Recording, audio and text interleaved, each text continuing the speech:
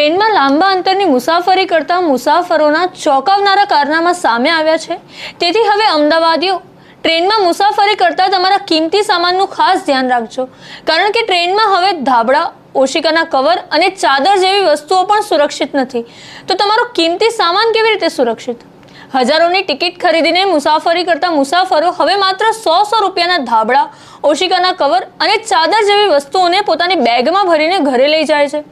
કાલુપુર અને સાબરમતી રેલવે સ્ટેશનથી ઉપડતી એસી કોચવાળી ટ્રેનોના પેસેન્જરોએ છેલ્લા 1 વર્ષમાં આશરે 3 કરોડની કિંમતી બેડશીટ, ઓશિકાના કવર અને ધાબળાની ચોરી કરી હોવાની ચોંકાવનારા ખુલાસા થયા છે।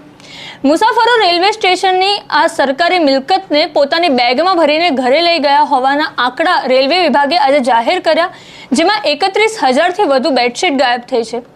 રેલવે વિભાગે સ્પષ્ટતા કરી છે કે ટ્રેનમાંથી કોઈ પણ વસ્તુની ચોરી કરવી એ ગુનો છે અને રેલવે પ્રોપર્ટી એક્ટ અનુસાર આરોપીને જેલની સજા પણ થઈ શકે છે। સતત વધી રહેલી આ ચોરીને રોકવા માટે હવે રેલવે તંત્રએ કડક પગલાં લીધા છે।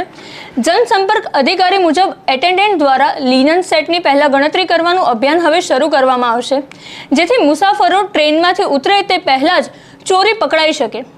રેલવેની આ મિલકત જાહેર જનતાની સુવિધા માટે છે, તેની ચોરી કરીને અન્ય મુસાફરોને અગવડ ન આપવા માટે પણ તેઓ દ્વારા અપીલ કરવામાં આવી છે।